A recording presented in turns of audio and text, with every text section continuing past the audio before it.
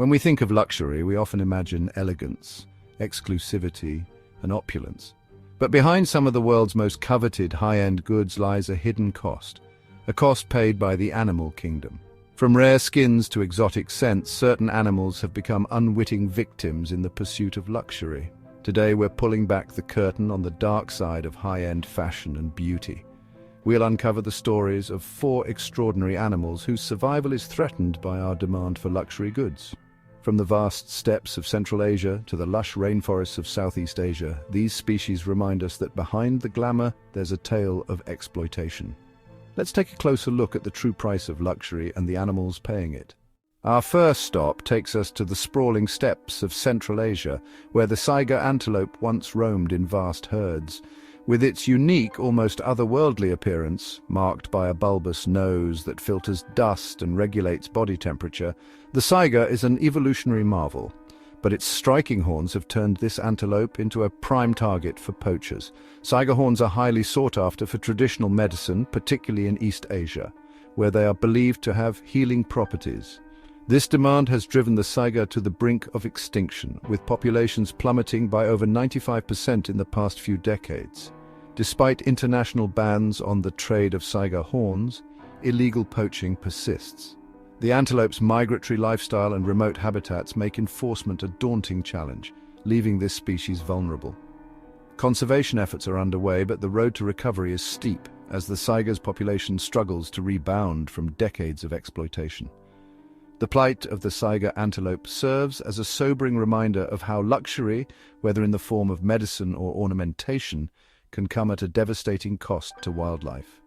From the open steppes of Central Asia, we journey to the dense rainforests of Southeast Asia, where the helmeted hornbill, a striking bird with a vibrant casque atop its beak, is fighting for its survival.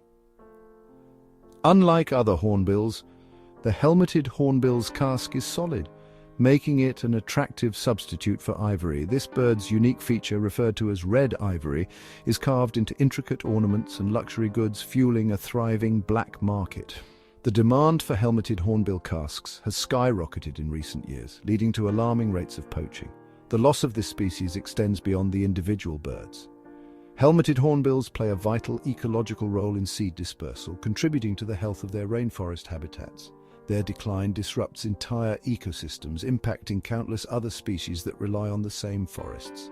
Conservationists are racing against time to protect these birds, implementing anti-poaching measures and raising awareness about the illegal wildlife trade. But for the helmeted hornbill, the path to recovery is as fragile as its rainforest home. Next, our journey takes a turn into the world of luxury scents, where the civet cat, a small nocturnal mammal native to Asia and Africa, plays an unexpected role. Known for its musky odor, the civet produces a glandular secretion called civet musk, a prized ingredient in high-end perfumes for centuries. Traditionally, civet musk is harvested from captive civets, a process that is as cruel as it is exploitative. These animals are often confined in cramped, unsanitary cages and subjected to invasive and painful procedures to extract their musk. The demand for natural musk continues despite the availability of synthetic alternatives, perpetuating the cycle of suffering for these elusive creatures.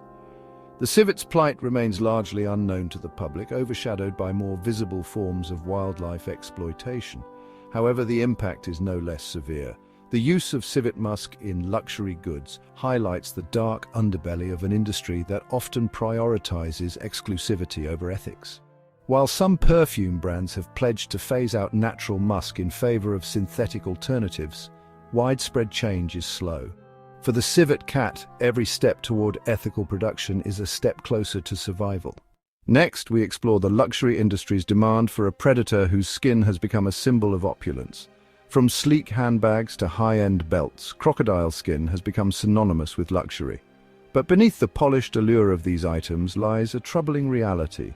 Crocodiles, ancient reptiles that have survived for millions of years, are now being exploited on a massive scale to feed the demand for exotic leather. Crocodiles used in luxury leather production are typically farmed in countries like Australia, Thailand, and the United States. These farms are often overcrowded and operate under conditions that prioritize profit over animal welfare. The process of harvesting crocodile skin is grim.